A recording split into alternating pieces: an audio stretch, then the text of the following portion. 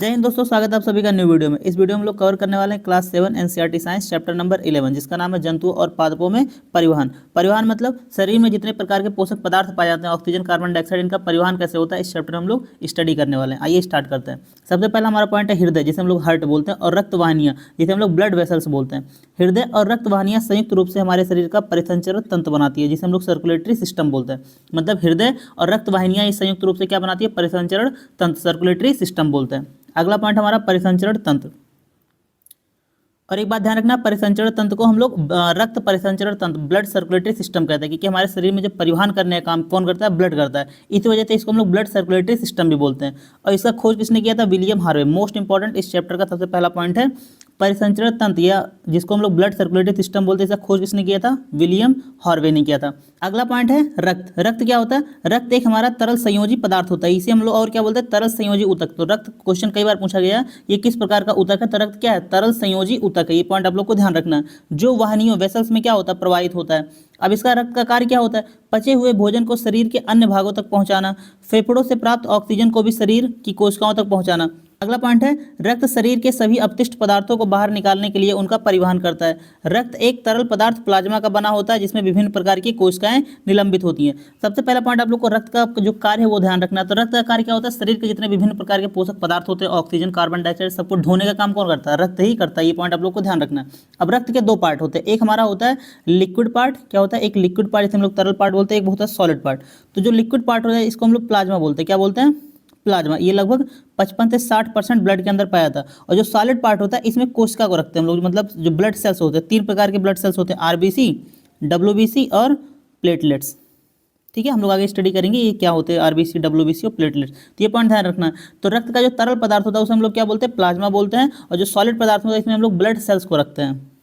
अब अगला पॉइंट है रक्त में पाई जाने वाली कोशिकाएं, जिन्हें हम लोग क्या बोलते हैं, सेल, ब्लड सेल्स बोलते हैं। तो 3 प्रकार के होते हैं, एक आरबीसी जिसे हम लोग लाल रक्त कोशिकाएं बोलते हैं, और डब्ल्यूबीसी से श्वेत रक्त कोशिकाएं बोलते हैं, और तीसरा क्या होता है हमारा प्लेटलेट्स। अब इनका काम क्या होता है, लाल रक्त कोशिकाओं में हीमोग्लोबिन पाया जाता है, क्या पाया जाता है, हीमोग्लोबिन।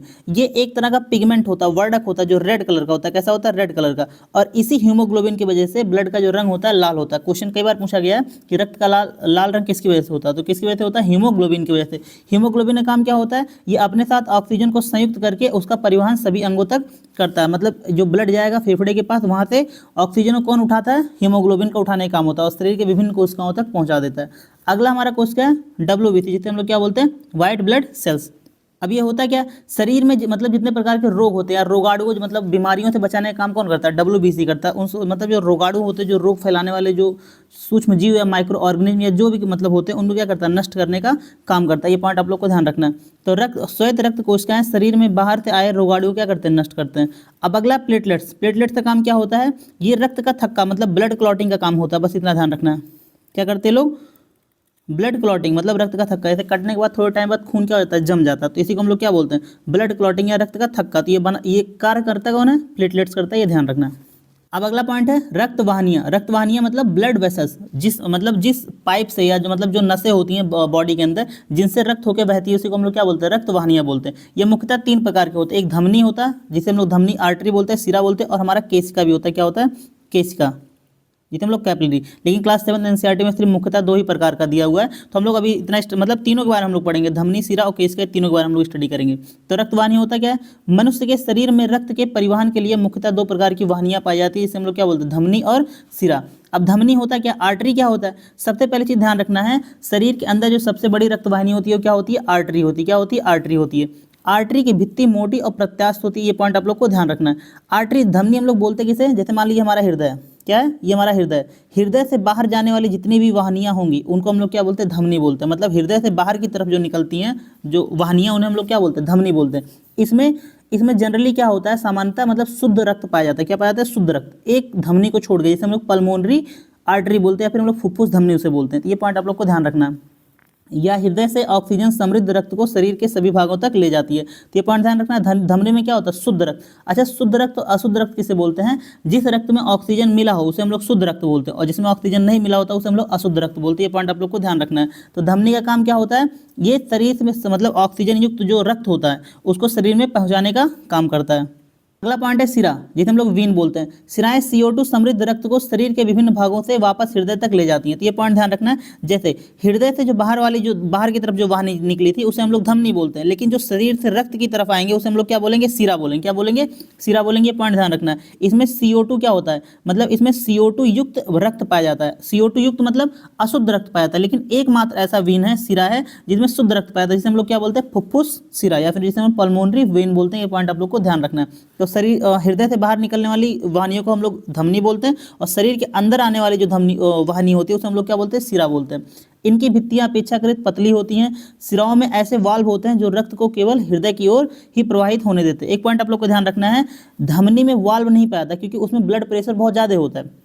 जैसे हम लोग पढ़ते हैं ना, बीपी हमारा 120/80, तो ये 120 जो mmHg होता है, ये धमनी का प्रेशर होता है। क्या होता है, धमनी का प्रेशर। इसमें प्रेशर बहुत, ब्लड जो होता है बहुत प्रेशर से क्या करता है, गुजरता है, तो इसका वापस आने का चांस नहीं होता है। लेकिन जो वीन में, जो सिरा में जो रक्तदाब होता है वो कितना होता है, 80 mmHg होता है। तो इसमें चांस है कि ब्लड वापस भी आ जाए, इसलिए इसमें वाल्व पाया जाता है ताकि हृदय जो रक्त का जो प्रवाह है एक ही डायरेक्शन में, दोनों डायरेक्शन में ना हो पाए। अब अगला पॉइंट है स्पंदन दर, जिसे हम लोग क्या बोलते हैं, पल्स रेट। पल्स रेट क्या होता है, एक मिनट में किसी भी इंसान का हृदय कितनी बार स्पंदन करता है, कितनी बार धड़कता है, उसी को हम लोग क्या बोलते हैं, स्पंदन दर बोलते हैं। तो वयस्क व्यक्ति में सामान्यतः क्या होता है, 72 से 80 तक इसका स्पंदन होता है। पॉइंट आप लोग को ध्यान रखना है। अगला पॉइंट है केशिकाएं, जिसे हम लोग क्या बोलते हैं, कैपिलरीज। ये पॉइंट ध्यान रखना है। सबसे बड़ी जो रक्त वाहिनी होती है धमनी होती है, सबसे छोटी जो वाहिनी होती है उसे हम लोग क्या बोलते हैं, केशिका बोलते हैं। धमनियां ऊतकों में पहुंचकर अत्यधिक पतली नलिकाओं में विभाजित हो जाती हैं, जिन्हें हम लोग क्या बोलते हैं, केशिका बोलते हैं। केशिकाएं पुनः मिलकर सिराओं को बनाती हैं जो रक्त को हृदय में ले जाती है। पॉइंट ध्यान रखना। जैसे मान लीजिए यहाँ पे धमनी है, क्या है, धमनी। तो धमनी स्टार्टिंग में क्या रहेगा, मोटा है, धीमे धीमे पतला होता होता ये क्या बन जाएगा, केशिका बन जाएगा। फिर यहाँ से हमारा सिरा स्टार्ट होगा। मतलब धमनी और केशिका को जोड़ने का काम कौन करता है, केशिका करता है। ये पॉइंट ध्यान रखना है, कैपिलरी करना है। अब अगला पॉइंट है जो हम लोग पीछे डिस्कस कर चुके हैं, फुफ्फुस धमनी, जिसे हम लोग क्या बोलते हैं, पल्मोनरी आर्टरी। इसमें हम बताए थे कि शुद्ध रक्त नहीं बहता, शुद्ध मतलब अशुद्ध रक्त बहता है। इसका मतलब उसमें CO2 समृद्ध होता है। ये पॉइंट आप लोग को ध्यान रखना है। और अपवाद में क्या बताए थे, फुफ्फुस सिरा। पल्मोनरी वेन में क्या होता है, ऑक्सीजन समृद्ध युक्त फेफड़ों से क्या होता है, वापस हृदय में ले जाती है। पॉइंट आप लोग को ध्यान रखना है। अगला पॉइंट है हृदय। हृदय हमारा क्या होता है, हृदय क्या होता है, कार्डियक मांसपेशी का बना होता है। जैसे हम लोग क्या बोलते हैं, क्वेश्चन सिंपल था, पूछेगा हृदय किस मांसपेशी का बना होता है, तो कार्डियक मांसपेशी का बना होता है। पॉइंट आप लोग को सिर्फ ध्यान रखना है, ठीक है। तो हृदय कार्डियक मांसपेशी का बना वह अंग है जो रक्त द्वारा पदार्थों के परिवहन के लिए पंप के रूप में कार्य करता है। तो हृदय का काम क्या होता है भैया, हृदय का काम प्यार मोहब्बत करना नहीं होता है, ठीक है, वो हाइपोथैलेमस कराते हैं। पॉइंट आप लोग को बिल्कुल ध्यान रखना है। ये इसका काम क्या होता है, पंप करना। ये अपना काम अगर छोड़ देंगे ना तो लेने के देने पड़ जाएंगे, समझ लेना। और ये निरंतर धड़कता रहता है। इसमें शुद्ध अशुद्ध रक्त दोनों प्रकार के रक्त क्या होते हैं, उपस्थित होते हैं। अगला पॉइंट है हृदय में कितने चैम्बर पाए जाते हैं, कितने कक्षा होते हैं, 4 चैम्बर। कितने होते हैं, 4 चैम्बर होते हैं, मतलब 4 जगह होता है। इसका मतलब 4 लोग को इसमें रख सकते हो, एक इसमें, एक इसमें, एक इसमें, एक इसमें। तो देखो मेरे भाई, अगर किसी को रखना है तो परमानेंट रखना, नहीं तो मत रखना। और परमानेंट उसी को रखना भाई साहब जब सामने वाला भी इंटरेस्टेड हो, सामने वाले की तरफ से भी देखना। ये नहीं खाली तुम ही करते जा रहे हो, तुम ही प्यार मोहब्बत जता रहे हो, ऐसा नहीं करना है, ठीक है। इस चीज़ का भी ध्यान रखना है। सामने वाले का दिल का भी, क्या उसके दिल में भी तुम ही हो खाली, तो करना, नहीं तो नहीं करना। नहीं तो बाकी 4 जगह तो है ही, बाकी आप लोग समझदार हैं। ये जो ऊपर वाले दोनों चैम्बर होते हैं इन्हें हम लोग अलिंद बोलते हैं। क्या बोलते हैं, अलिंद बोलते हैं, जिसे हम लोग एट्रियल बोलते हैं। और नीचे वाले जो दोनों नीचे वाले दोनों चैम्बर होते हैं इसे हम लोग क्या बोलते हैं, नीलय बोलते हैं, जिसे हम लोग वेंट्रिकल बोलते हैं। पॉइंट आप लोग को ध्यान रखा, 4 चैम्बर, ऊपर वाले को अलिंद और नीचे वाले को नीलय बोलते हैं। जब हम हायर क्लास में पढ़ेंगे तो इसको हम पढ़ेंगे, ये दोनों जो होते हैं इसको हम लोग बाइकस्पिड वाल्व से अलग करते हैं, इसे ट्राइकस्पिड वाल्व से अलग करते हैं। अगला पॉइंट है हृदय स्पंदन, जिसे हम लोग क्या बोलते हैं, हार्ट बीट बोलते हैं।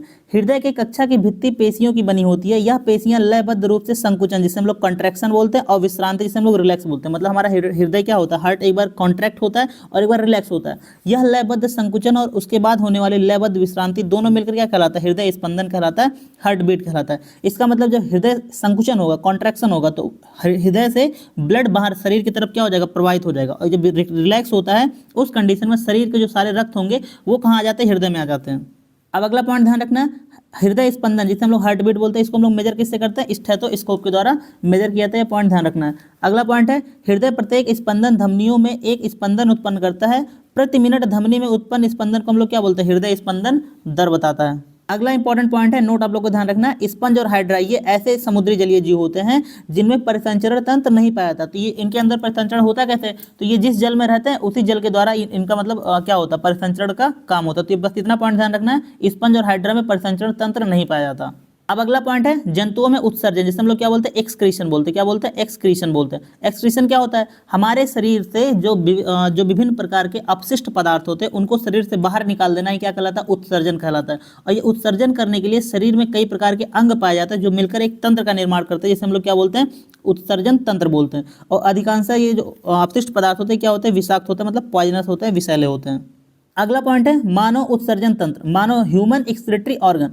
मानव में रक्त को छानने के लिए दो वृक्क उपस्थित होते हैं। अगर क्वेश्चन पूछे मानव शरीर के अंदर सबसे जो मुख्य उत्सर्जन अंग कौन सा है, तो वृक्क होते हैं, किसे हम लोग वृक्क बोलते हैं। एक पॉइंट आप लोग को ध्यान रखना है, रक्त को शुद्ध करने का काम कौन करता है, लंग करता है, फेफड़ा करता है। शुद्ध करने का काम मतलब होता है उसमें ऑक्सीजन मिला देना, तो उसका काम कौन करता है, लंग करता है। लेकिन रक्त को छानने का काम, फिल्टर करने का काम कौन करता है, वृक्क करता है। क्या करता है, वृक्क करता है। ये वृक्क क्या करता है, शरीर में मतलब ब्लड में जो अशुद्ध पदार्थ मिले हुए हैं, अपशिष्ट पदार्थ मिले हुए हैं, जिसे हम लोग अमोनिया, यूरिया बोलते हैं, उसको क्या करता है, ये ब्लड से अलग करने का काम करता है। क्या करता है, अलग करने का काम करता है।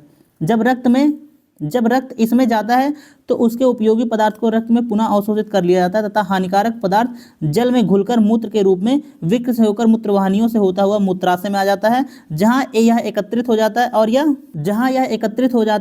यहाँ से मूत्र शरीर से बाहर निकाल दिया जाता है। तो ये पॉइंट ध्यान रखना है। सबसे पहले वृक्क में क्या होगा, फिल्टर होगा, फिर मूत्रवाहिनियों में आएगा, फिर मूत्राशय और मूत्रमार्ग से क्या हो जाएगा, शरीर से बाहर निकल जाएगा। अगला पॉइंट है कोई वयस्क व्यक्ति सामान्यतः 24 घंटे में 1 से 1.8 लीटर तक का मूत्र करता है। मूत्र में 95% तक जल होता है, 2.5% तक यूरिया होता है और 2.5% अन्य अपशिष्ट पदार्थ होते हैं। तो मानव शरीर के अंदर सबसे मुख्य अपशिष्ट पदार्थ होता है, क्या होता है, यूरिया होता है। ये पॉइंट आप लोग को ध्यान रखना है। नेक्स्ट पॉइंट है गर्मियों में हमें पसीना होता है, पसीने को हम लोग क्या बोलते हैं, स्वेद बोलते हैं। पसीने में जल और लवण होते हैं। अनावश्यक जल और लवण पसीने के रूप में शरीर से बाहर निकल जाता है। यह शरीर के ताप को नियंत्रित करता है। ये पॉइंट आप लोग को ध्यान रखना है। अब अगला पॉइंट है अपोहन, जिसे हम लोग क्या बोलते हैं, डायलिसिस क्या होता है। जब कभी किडनी क्या हो जाता है, खराब हो जाता है, वृक्क खराब हो जाता है, तो कृत्रिम रूप से ब्लड को फिल्टर करने का काम क्या कराता है, अपोहन कराता है। वृक्क जब किसी कारणवश कार्य करना बंद कर देते हैं तो कृत्रिम वृक्क द्वारा रक्त को छानन किया जाता है। इस विधि को हम लोग क्या बोलते हैं, अपोहन या डायलिसिस बोलते हैं। अगला पॉइंट है अन्य जंतुओं द्वारा अपशिष्ट पदार्थों का उत्सर्जन, मतलब अलग अलग विभिन्न प्रकार के जो जीव होते हैं किस प्रकार के अपशिष्ट पदार्थों का उत्सर्जन करते हैं। जैसे मछली हो गया, ये इस मछली के अंदर जो अपशिष्ट पदार्थ होता है क्या होता है, अमोनिया होता है। बस इतना ही ध्यान रखना है कि मछली के अंदर जो अपशिष्ट पदार्थ होता है क्या होता है, अमोनिया होता है। पक्षी, छिपकली, सर्प के अंदर क्या होता है, यूरिक एसिड होता है। क्या होता है, यूरिक अम्ल होता है। मानव द्वारा जो उत्सर्जित पदार्थ है उसे हम लोग क्या बोलते हैं, यूरिया बोलते हैं। पॉइंट आप लोग को ध्यान रखना है। अगला पॉइंट है पादपों में पदार्थों, जल और खनिज का परिवहन, मतलब पादपों के अंदर परिवहन कैसे होता है। पादप, ठीक है, पादप क्या करते हैं, अपने जड़ों के द्वारा, जिसे हम लोग क्या बोलते हैं, मूल, जड़ द्वारा जल और खनिजों का अवशोषण करते हैं। जड़ों में उपस्थित मूल रोम, जैसे मान लीजिए जड़ है ना, जड़ के अंदर ऐसे कुछ पतले पतले धागे टाइप के, जिसे हम लोग क्या बोलते हैं, मूल रोम बोलते हैं। मूल रोम जल में घुले हुए खनिज पोषक पदार्थों का अवशोषित करते हैं और जल के अंतर्ग्रहण के लिए मूल की सतह क्षेत्रफल क्या कर देते हैं, बढ़ा देते हैं। अगला पॉइंट है पादपों में जल और पोषक तत्वों के परिवहन के लिए पाइप जैसी वाहिकाएं होती है, जिसे हम लोग क्या बोलते हैं, संवहन ऊतक, संवहनी ऊतक बोलते हैं। ये पॉइंट आप लोग को ध्यान रखना है। अगला पॉइंट है जल और पोषक तत्वों के परिवहन के लिए पादपों में जाइलम, जिसे हम लोग क्या बोलते हैं, दारू बोलते हैं। दारू नामक संवहन ऊतक होता है। पत्तियों में बने भोजन संवहन के लिए फ्लोएम, जिसे हम लोग पोषवाह नामक संवहन ऊतक द्वारा होता है। ये पॉइंट आप लोग को ध्यान रखना है। जैसे मान लीजिए ये पेड़ हो गया, अब पेड़ से जो जल और खनिज को लेके जाना ऊपर की तरफ, उसको लेके जाने का काम कौन करेगा, जाइलम करेगा। और जो पत्तियों में भोजन बना हुआ उस भोजन को पूरे पेड़ पौधों में वापस लेकर आने का काम कौन करता है, फ्लोएम करता है। ये पॉइंट आप लोग को ध्यान रखना, बस इतना ध्यान रखना।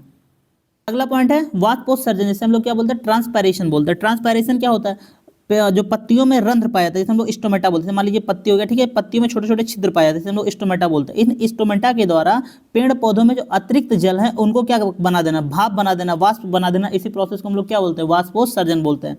वाष्पोत्सर्जन की प्रक्रिया के द्वारा पादपों में अनावश्यक जल वाष्प के रूप में वातावरण में निष्कासित हो जाता है। इसी प्रोसेस को हम लोग क्या बोलते हैं, वाष्पोत्सर्जन, और इंग्लिश में इसे क्या बोलते हैं, ट्रांसपायरेशन बोलते हैं। पत्तियों से जल के वाष्पन से चूषण अभिकर्षण खिंचाव विकसित होता है। विशाल वृक्षों में बहुत ऊंचाई तक जल का अभिकर्षण इसी प्रकार होता है। जैसे अगला पॉइंट है वाष्पोत्सर्जन पादप को ठंडा रखने में भी सहायक होता है। तो दोस्तों इसी के साथ क्लास कंप्लीट होता है। क्लास को कैसा लगा कमेंट बॉक्स में जरूर बताइएगा, और इस क्लास की पीडीएफ के लिए डिस्क्रिप्शन में टेलीग्राम का लिंक दिया, आप लोग जाकर ज्वाइन कर लीजिए। मिलते हैं अगले वीडियो में, तो अगले बाय बाय, टेक केयर, जय हिंद, थैंक यू।